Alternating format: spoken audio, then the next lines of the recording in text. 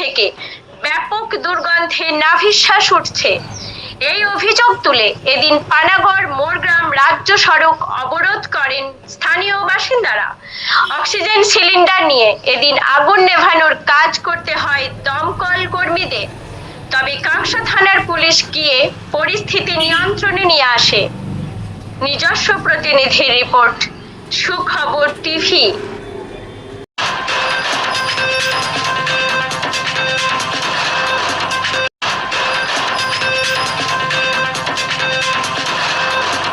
কতদিন ধরে রয়েছে আপনাদের এই সমস্যাটা? কতদিন ধরে?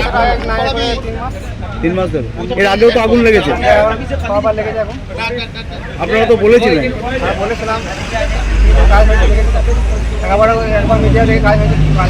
কিছু হচ্ছে এই রাস্তা জাম করে ওরা বলেছিল সে যখন মাল ছড়িয়ে দেবে, সরিয়েছিল? কি কি সমস্যা হচ্ছে এই মালটার জন্য? মালটা হচ্ছে একদিন পর পর আগুন লেগে যাচ্ছে, গরম হলে আগুন লেগে যাচ্ছে, তারপরে শ্বাসকষ্ট হচ্ছে ওই দুর্গন্ধে। আর ঘরে পুরো ধোঁয়া ঢুকে আছে, আর আগুন না ধরলেও শ্বাসকষ্ট হচ্ছে, এমনি গ্যাস হচ্ছে। এই যে একটা চালের গোডাউনে এই জিনিস রাখা, এটা কি উচিত ছিল? এটা মালিককে বলেছি, মালিককে বলে আমি জানতাম না, এই মালগুলো ভাড়া দিয়েছে, বলছে আমি মাল জানতাম না। আজকে বাধ্য হয়ে রোড রাস্তা ব্লক করছে। আপনার নামটা? কতটা সমস্যা হচ্ছে? আমাদের খুব সমস্যা হচ্ছে, বাচ্চা ছেলেদের খুব সমস্যা হচ্ছে, শ্বাসকষ্ট হচ্ছে, তারপরে বাচ্চা ছেলেরা কাঁপছে খুব। কি রাখছে চালের গোডাউনে? চালের গোডাউনেও খাবার বলে রেখেছে, এবারে অমন খাবার রেখেছে, কেমিক্যাল বন্ধ নেওয়া যাচ্ছে না। এর কোনো মদ কারখানার জিনিস মনে হয় যে মদেরই জিনিস। তারপরে কতদিন ধরে এই সমস্যাটা রয়েছে? মোটামুটি 3 মাস হয়ে গেল।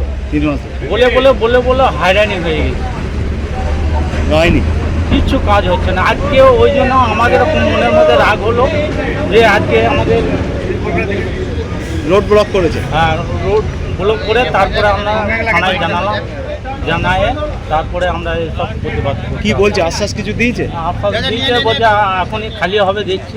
আমরা ওই মানুষ দিয়ে খালি হবে না, একমাত্র জিসিবি ছাড়া খালি করা যাবে না। প্রচুর মাল রয়েছে। প্রচুর মাল আছে, আর শ্বাসকষ্ট হচ্ছে আমাদেরও। ঠিক আছে, আপনার জন্য তো বলছি, কিন্তু কোনো কথা। আপনার নামটা? আমার নাম হচ্ছে রাজু।